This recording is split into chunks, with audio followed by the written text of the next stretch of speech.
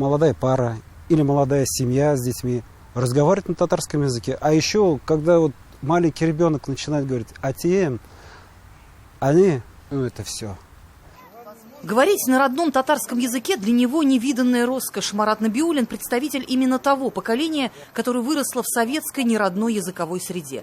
Рано остался без родителей, образование получал в детском доме, потому ему не суждено было овладеть даже минимальными базовыми знаниями. С возрастом, как говорится, мудрость приходит, и что-то начиная уже задумался давно об этом, а потом что-то кровь, видимо, или... Ну, что-то такое вот, сердце, я не знаю, вот оно просит татарский язык. Вот уже 2 года он пытается залатать эту брешь в образовании. Ходит на курсы татарского языка при мечети Гайля в Казани. Сейчас, в зрелом возрасте, начинать изучение языка с азов значительно сложнее, чем в детстве. Но он не теряет надежды, что когда-нибудь сможет сказать на своем родном татарском языке самые главные слова. Трудно идет этот язык для меня, но я стараюсь. Не получается в этом году, на следующий год получится. А лаберса к старости все равно будут на татарском разговаривать. Я училась в русской школе, и как раз я попала в эту волну факультативных занятий татарского языка.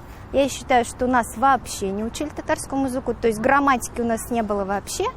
А то, что мы там пытались читать учебники, ну, это было на таком уровне, по желанию, скажем так. То есть вот как сейчас. Мама 3 детей Миляуша Шарафуддинова своим детям желает иной судьбы. После того, как язык потерял свой государственный статус в школах, часы на его преподавании сократили в разы. Дети недополучают знаний по истории и культуре, по литературе своего народа. Совсем теперь нет времени и на изучение традиций и обычаев. По мнению Миляуши, школа сегодня не дает детям полную картину мира, в которой ее нация занимает особое место. Вот мой старший сын закончил 11 класс. И я могу вот с уверенностью сказать, что за 11 лет ни одного урока по истории родной земли не было. И это меня, конечно, сильно возмущает, огорчает и заставляет задуматься о многих моментах. Мәктәпләребездә балалар Шапанны өйрәнә, Чайковскийны өйрәнә. Шулай ук менә татар композиторларын, татар җырчыларын өйрәнү юк диярлек дәрәҗәсендә. Шулай ук Фәрит Яруллинны, Салих Сәйдәшевне, безнең балаларыбыз, татар балаларыбыз, гомумән балалар белеп үсәргә тиеш дип саныйм мин. Бездә глобализация бара бит. Бу хәзер бер 30 елдан урыс телендә безнең телгә калачак. Менә мин балалардан сорыйм, урыс теле белән тоже кызыксынмыйбыз ди. Безгә ди инглиз теле, английский тел кирәк ди. Вот, безне заставить иткән өчен генә без укыйбыз ди. Татар телендә шулай укыйбыз ди. Откуда взять мотивацию для изучения своего родного языка подрастающему поколению? Как сохранить язык в ограниченном пространстве, только в семье, в то время как в обществе превалирует неродная языковая среда? Этим вопросом озабочена сегодня каждая татароязычная семья. Родители признаются, что именно школа еще 2 года тому назад со всеми своими плюсами и минусами была залогом того, что существовало хоть какое-то небольшое, но все же родное национальное образование. И возврат к этому необходим. Необходим как доказательство существования у государства национальной политики. Раз уж шундый әйбер китте, бу российский литература дигән фән керсен. Анда булсын чуваш язучылары, мари язучылары, урыс язучылары, татар язучылары, чечен язучылары, осетин язучылары. Бу илне бер итеп саклый. Беренчедән, без халыклар арасындагы дуслык ныгый һәм илнең куәте арта инде. Чтоб пропаганда языков тоже была бы, тоже, так сказать, на должном уровне должна быть. Пропаганда языков. Что это? Радио, телевидение. Потом, значит, это самое, пресса должна быть тоже. И на татарском она должна быть. И в том числе и на мордвинском тоже должно быть. То есть вот проживает, есть, допустим, коренные. Почему школы их не открыть здесь? А что это, мне мешает, что ли, да? Не мешает. В инициативную группу татарских родителей вступили люди разного возраста и разных профессий. У кого-то есть малые дети, а у кого-то уже внуки подросли. Но все они обеспокоены происходящим одинаково. Сохранение татарского языка, по мнению руководителя этого общественного движения Ильсии Ахмедганиевой, это долг не только руководства республики, но и каждого гражданина, считающего себя татарином в душе. Вернуть татарскому языку право на существование в системе образования – это главное требование подписантов. Они считают, что необходимо также внести татарские учебники в федеральные списки. Без этого невозможно вести обучение на татарском языке и преподавать сам язык как предмет.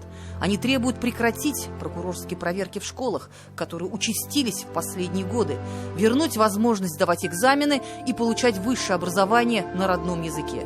Это письмо уже подписали более 200 человек. У нас все-таки нет условий для воспитания детей на родном языке. Конечно, где-то локально эти условия есть, но так как многие родители не имеют там территориальной возможности, да, у нас все-таки нет среды татарской в детских садах и в школах в том числе. Не в изучении языка проблема. Самая ответственная проблема, самая неотложная проблема – это обучение на родном языке. Обучение на родном языке школьных предметов. Школа на родном языке, а не изучение татарского языка в русских школах или какой-либо другой школе. 26 июля 1996 года вышло первое постановление Верховного Совета ТАССР о создании Татарского национального университета. С тех пор прошло уже четверть века. Фандас Сафиуллин – один из тех депутатов тех времен, кто жил буквально этой идеей долгие годы. Один из тех, кто и сегодня верит в свою мечту. Университет – это есть паровоз. Национальный университет – это есть локомотив, это паровоз школьной системы. Если будет университет, будут и институты. Если будут высшие учебные заведения, они потянут за собой существование школьной системы. Родители верят, что вновь созданная комиссия по сохранению и развитию татарского языка сможет спасти нацию от вырождения. В любом случае, каждый из них уже принял для себя главное решение. Начинать нужно с себя. Я раньше внимания не придавала значения этому. Я начала больше разговаривать по-татарски дома, начала переписку в WhatsApp принципиально с ними на татарском. Они, конечно, сначала были не в восторге, но а что им делать, куда деваться, отвечают тоже по-татарски. Я считаю, они должны гордиться тем, что они татары, они должны знать, кто они. Это же не толпа, мы же растим ни толпу, ни стадо. Мы хотим вырастить народ. Эльзира Юзаева и Андрей Ключников. 7 дней. Все выпуски программы «7 дней» смотрите на YouTube-канале ТНВ.